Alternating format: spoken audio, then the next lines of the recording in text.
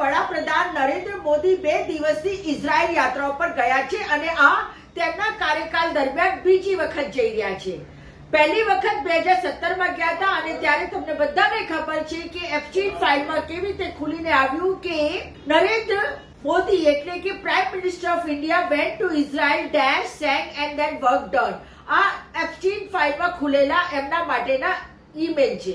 નરેન્દ્ર મોદીએ જે ત્યાંની સંસદમાં જેને નેક્સેટ કહેવાય છે ત્યાં પોતાનું ભાષણ આપવાના હતા અને જ્યારે તેઓ ભાષણ આપવા ઊભા થવાના હતા એ પહેલા ત્યાંના જે નેતન્યાહુ છે તેમનું ભાષણ થાય તો પછી ત્યાંના બધા જ વિરોધ પક્ષના જે સાંસદો હતા એ ઊભા થઈ જતા રહ્યા અને હવે જ્યારે ઊભા થઈ જતા રહ્યા જ્યારે આપણે વિશ્વના બધા ફલક ઉપર આ વાત જોઈ લોકોએ તો પછી શું એવું કહેવાય કે ઇઝરાયલના જે વિરોધ પક્ષના સાંસદો છે કે તેઓએ આખા દેશમાં ઇઝરાયલને શર્મસાર કર્યું। કારણ કે આપણા દેશમાં તો એવું જ કહેવાય છે કે જ્યારે યુથ કોંગ્રેસના લોકોએ ટી શર્ટ કાઢીને પોતાનો દેખાવ કર્યો ત્યારે એ લોકોએ નરેન્દ્ર મોદીની વિષયમાં દેખાવ કરેલો, એની વિરુદ્ધમાં દેખાવ કરેલો, નાકી દેશની વિરુદ્ધમાં।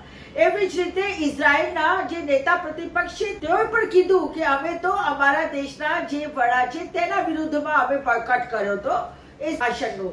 અને જ્યારે નરેન્દ્ર મોદીએ પોતાનું ભાષણ આપ્યું ત્યારે તેઓ હમાસની વાત કરે છે કે હમાસે આતંકવાદી હુમલો કર્યો ઇઝરાયલ ઉપર, પરંતુ પોતે ઇઝરાયલે ફિલિસ્તીન ઉપર જે હુમલાઓ કર્યા, ફિલિસ્તીને પાયમાલ કરી દીધા, જમીન દોસ્ત કરી દીધા, તેને કાટમાળમાં તબદીલ કરી દીધી અને નાના નાના ભૂલકાઓને પણ છોડ્યા નહીં, બધાને એકદમ ખતમ અને તબાહ કરી દીધા। એવા સમયમાં આપણા નરેન્દ્ર બાપાને ફિલિસ્તીન નથી દેખાતું પરંતુ ઇઝરાયલ દેખાય છે। જ્યારે કે આજ સુધી આપણા દેશના કોઈ પણ વડાપ્રધાન ઇઝરાયલ ગયા જ નથી। તેમના પોતાના અટલ બિહારી વાજપેયીએ શું ભાષણ આપ્યું તે જોઈ લો, એનાથી ખ્યાલ આવે છે કે ફિલિસ્તીનના તરફેણમાં હંમેશા ભારત દેશ હોય છે। लेकिन मध्य पूर्व के बारे में यह स्थिति साफ है कि अरबों की जिस जमीन पर इजराइल कब्जा करके बैठा है वो जमीन उसको खाली करना होगी। तो આ વસ્તુ કડવી છે પણ સાચી છે।